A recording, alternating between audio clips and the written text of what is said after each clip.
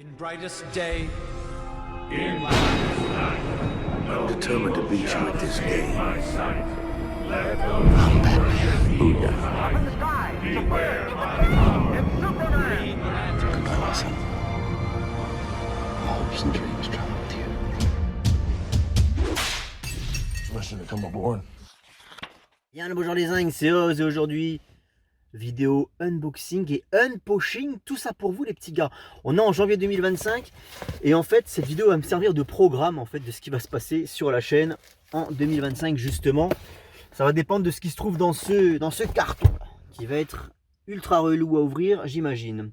Et puis j'ai également donc une petite poche comme disent nos amis belges. Et donc, les bouquins qui se trouvent là-dedans serviront de review pour la chaîne. Je suis en train de commencer mon dernier chapitre pour l'encyclopédie, à savoir le Bright Age, le Modern Age, les petits gars. Et j'ai déjà lu un premier arc, enfin 2 arcs même.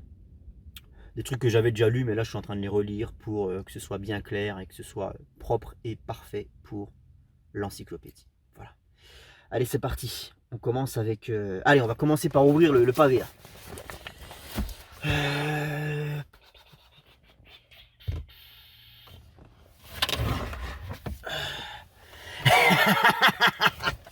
Sale bête. Alors c'est bien protégé, ça vient de Cheap Comics. Et comme vous pouvez le constater, voilà, c'est un solide carton quoi. Ils se foutent pas de notre gueule. Il y a du rembourrage au large. En fait il y a plus de rembourrage que de bouquins. Dans ce carton il n'y a que 2 livres. On est sur du souple. On est sur de la VO, c'est pour ça que j'achète ça chez Cheap Comics. Alors qu'avons-nous là les petits gars? Vous inquiétez pas, il n'y a pas que du Aquaman. Il y en a, mais il n'y a pas que de ça aujourd'hui. Alors, on va commencer avec ce petit livre qui s'appelle Mera Tidebreaker. Voilà. Donc ça, vous savez, c'est dans la même collection que les Urban Link. C'est juste que, étant donné que Mera est un personnage du Aquaverse, Urban a décidé de ne pas le publier. Voilà, on préfère faire du Black Canary plutôt que du Mera, hein, bah oui. Donc voilà, il faut aller à la source une fois de plus et se procurer ça en VO. Voilà, donc le Urban Link non officiel consacré à Mera. C'est du young adulte. Moi, j'ai plutôt une bonne expérience généralement sur les Urban Link. J'avais bien aimé celui de Raven, j'avais trouvé celui de Supergirl très très cool.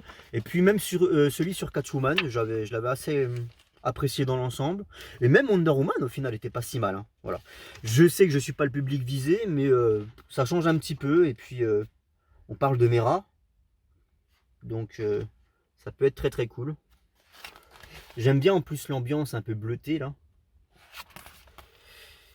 et on constate qu'on est exactement sur le même genre de texture de couverture que chez Urban Link, avec le vernis sélectif, couverture en peau de pêche. J'aime beaucoup. Donc on lira ça et on dira ce qu'on en pense sur la chaîne évidemment. Ensuite, un gros pavé. Oh, j'ai même un petit fascicule en bonus là, mais c'est du Marvel, les mecs n'ont pas compris. Je commande 2 bouquins d'ici, les mecs m'envoient un fascicule Marvel. Oh, c'est des trucs des années 80-90. Avec du Hulk. Bon, Hulk rouge. Bon, pourquoi pas, je dirais pas, hein. J'ai déjà tellement de trucs à lire les petits gars. Parce qu'en fait, en plus de tout ce que je vais déballer aujourd'hui, il faut bien comprendre que j'ai l'intégralité du Aquaman du Modern Age, donc depuis Our World at War de 2001 jusqu'à ce qui est en train de faire Jeremy Adams. D'ailleurs, j'ai lu le premier numéro de la nouvelle série Aquaman qui est sorti hier, le 8 janvier. Je vais pas faire une vidéo juste pour dire ce que j'en pense, parce que on est sur un épisode introductif, donc il se passe pas grand chose en fait. Voilà, Jeremy Adams est en train de poser tranquillement le décor, donc je pense que je pourrais commencer à faire une review sur le Aquaman volume 9 du coup, parce que c'est Aquaman volume 9 à partir du 2e épisode, soit le mois prochain. Alors ensuite, qu'est-ce qu'on a là-dedans? On a donc ce pavé de la collection DC Finest, qui est en très gros la nouvelle version des Showcase. Je vous avais déjà montré les Showcase, les 3 exemplaires de Showcase que j'ai sur Aquaman, qui sont en fait la republication des récits du Silver Age. Le Showcase numéro 1 commençait au Adventure Comics 260, qui est pour moi la première itération du Aquaman du Silver Age. Pas dans la date, parce qu'on est en 1959, mais pour moi c'est à partir de là que le Silver Age commence, non pas chez DC, mais pour Aquaman. Voilà. Et ça s'arrêtait au dernier... non, ça s'arrêtait à l'épisode 40 non 39, le showcase numéro 3 sur Aquaman s'arrêtait à l'épisode 39 de la série Aquaman, parce qu'après il y a The Search for Mera, et The Search for Mera ça a été réédité en meilleure qualité, quoi, en TPB, en couleur, etc. Voilà. Et donc là j'ai regardé le contenu avant de m'acheter ça, parce que je me dis, si c'est de la redite du showcase, ça sert peut-être à rien d'investir 40 balles là-dedans. Mais au final, j'ai craqué parce que c'est en couleur. Ce qui est la différence avec les showcases. Les showcases, c'est du noir et blanc. Alors que là, eh ben, on est sur de la recolorisation et ça fait grave plaisir. Ça fait grave plaisir. Et autre argument de vente, c'est qu'on va avant le Adventure Comics 260. Voilà, donc pour le coup, j'aurai des épisodes en version papier que je n'avais pas jusque là sur Aquaman. Voilà, donc vraiment je complète la collection. Je rappelle que tout ce qui est sorti en papier sur le personnage, je l'ai. Voilà. D'ailleurs, je vous ferai peut-être une vidéo pour vous montrer l'intégralité de ma collection Aquaman qui s'élève aujourd'hui à 1900 €. Ça pourrait être intéressant. Et on commence d'ailleurs, bah ça c'est très cool. Donc là on est en 1956, on commence avec ce numéro qui s'appelle Aquaman Undersea Partner. Et c'est justement dans celui-ci qu'il recrute Topo. Alors ça va très vite, hein. Putain, c'est vrai que c'est tellement court, j'ai plus l'habitude quoi. C'est 6 pages les épisodes à l'époque. Hein. Il soumet plusieurs animaux marins, donc il y a un espadon, il y a une baleine dans mes souvenirs, il y a Topo également. Voilà, c'est ça, un espadon, un cachalot et puis Topo. À divers tests pour savoir lequel de ces animaux sera le plus à même de le suivre dans ses aventures. Et au final, Topo semble échouer dans son test, mais au final, à la fin, on se rend compte qu'en fait non, il avait parfaitement géré la situation. Et c'est pour cette raison que Aquaman sélectionne Topo et ça devient son... J'aime pas appeler ça un sidekick. Pour moi, un sidekick, c'est un humain, quoi. Garth est le premier sidekick. Topo, c'est un partenaire, mais c'est un animal, quoi. Il lui donne pas vraiment la réplique. Et c'est pas le premier animal aussi qu'accompagne Aquaman. Si vous avez suivi la vidéo sur le Golden Age, avant ça, on avait déjà eu le Sea Lion Arc. Voilà. Mais c'est très cool. Alors, tout ça, c'est des numéros que j'ai déjà lus, par contre. Hein. Tout ça, ce sont des numéros que j'ai déjà lus. Pour le reste, donc en fait, je vais même pas... je vais juste refeuilleter le bouquin pour apprécier la couleur, parce que la couleur sur Ramona Fradon et Nick Cardy, c'est absolument incroyable. On a la première tentative d'Aquagirl ici. J'en ai déjà parlé de ça dans la vidéo sur le Silver Age. C'est l'épisode où Garth il est à l'infirmerie, je crois. Ah non, c'est pas celui-là. Oui, parce qu'il y avait plusieurs Aquagirls. C'est la première fois où on apprend l'existence des Purple Eyes. Ces gens qui ont été bannis de l'Atlantide parce qu'ils avaient les yeux violets. Et en fait, on se rendait compte que tous les gens qui naissaient avec les yeux violets en Atlantide, ils ne pouvaient pas survivre dans un environnement aqueux, quoi. Enfin, un environnement aquatique. Et c'est pour cette raison qu'ils étaient éliminés. Enfin, éliminés. Ils étaient envoyés à la surface en attendant qu'il y ait un bateau qui passe pour les récupérer, quoi. Ils n'étaient pas laissés à l'abandon complètement, quoi. Ah, et ça, c'est l'épisode avec Green Arrow. The Manhunt on Land. Alors, il n'y a pas Green Arrow dans l'épisode, mais en fait, dans ce numéro spécial d'Adventure Comics, il y avait une histoire de Green Arrow qui allait affronter des criminels en mer, et l'histoire d'après, c'était Aquaman qui allait affronter des criminels sur terre. C'est pour ça qu'il a ce petit truc qui lui permet de rester hydraté. En fait, c'était une petite histoire à deux entre Aquaman et Green Arrow pour souligner le fait que ce sont des personnages cousins. Mais ça, vous le savez, je vous l'ai déjà raconté. Alors, ensuite, Unpushing, on passe à de la VF, du Mommy Comics. Et on va commencer avec un gros pavé aussi, le Superman Chronicles. Je m'étais arrêté au 87 volume 3, je crois. Donc là, voilà, c'est la suite logique, 88 volume 1.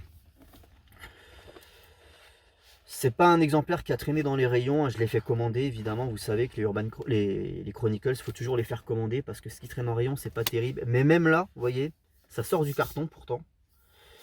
Et peut mieux faire, quoi. Après, moi, je suis vraiment tatillon, mais tu vois, là, c'est un peu plié là sur la tranche ici.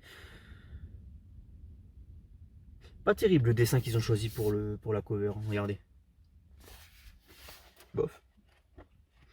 Donc voilà, ça, je vais y lire aussi très vite. Ça me permettra de faire une petite pause dans mes lectures Aquaman et repasser à Superman, parce qu'en ce moment, j'ai grave envie de lire du Superman. Je pense que c'est l'effet du trailer de James Gunn là qui est sorti. Donc voilà, du John Byrne, c'est du tout bon. Enfin, c'est du tout bon. Oui et non. J'avais fait des reviews pour parler des 3 premiers exemplaires dans la collection Superman Chronicles. Donc je vous y retourne. Il y avait du bon et du moins bon hein, dans mes souvenirs. Hop. Donc ça sera fait en review sur la chaîne. Et puis après, on a une collection complète en 3 tomes avec Brightest Day. Bam! Regardez-moi cette cover, elle est absolument incroyable. David Finch. Brightest Day, j'ai jamais lu Brightest Day. Autant j'ai lu Blackest Night, mais pas Brightest Day. Donc ça va être avec un énorme plaisir que je vais découvrir tout ça. Aquaman qui est du coup lié un petit peu à l'univers des Green Lantern là. Je sais pas si c'est là-dedans, mais il y a un moment donné où Aquaman devient un White Lantern. Putain, le bouquin est tout neuf, du coup quand tu l'ouvres ça craque. Et l'odeur du neuf, bordel de merde, putain. Évidemment, j'ai acheté ça parce que c'est un event qui m'intéresse pour mon encyclopédie, enfin pour le passage de l'encyclopédie sur le Modern Age, parce que ça date de quoi, 2006-2007, quelque chose comme ça, peut-être 2008 ou 2009. On est à la fin des années 2000, ça c'est sûr. D'ailleurs, il n'y a pas une frise là-dedans chronologique. Oh non, 2010 d'ailleurs. Putain la vache, c'est juste avant Flashpoint quoi. 2010, d'accord. Et donc ça va être très intéressant pour moi de voir comment Aquaman prend part à cette aventure. Et qu'est-ce qui lui arrive. Voilà, donc les 3 tomes de Brightest Day. Voilà. Et ben quand j'aurai lu tout ça, les petits gars, je pense qu'on sera déjà en 2026. Parce que mine de rien, ça, plus tout le Aquaman que j'ai à lire, plus la rédaction de l'encyclopédie, plus la vidéo qui arrivera avant la fin de l'année 2025. Je vais essayer de faire ça pour cette année. Vous savez que la vidéo du Bright Age, elle va dépendre de mon avancement dans la rédaction de l'encyclopédie. Donc c'est pour ça que ça met toujours beaucoup de temps à sortir les vidéos. Parce qu'en fait, je sors pas la vidéo tant que j'ai pas bouclé le chapitre en question. Et j'essaierai de faire ça avant la fin d'année 2026. Voilà. 2025, pardon. Et 2025, ça va être une année assez chargée finalement, parce que je me rends compte qu'évidemment il y a le Superman de James Gunn qui arrive sur les écrans, donc on va pouvoir en parler, on va pouvoir faire des petites vidéos à l'ancienne, inviter les copains, faire des lives pour parler de ce qui se trame dans les salles obscures concernant les personnages de l'univers d'ici. Donc ça fait plaisir, voilà, retour en force en 2025 les petits gars. Probablement des lives aussi, des petits lives détente à faire de temps en temps, et puis voilà quoi, on va s'occuper comme on peut. C'est tout ce que j'avais à dire, ciao les zingues, et à la prochaine.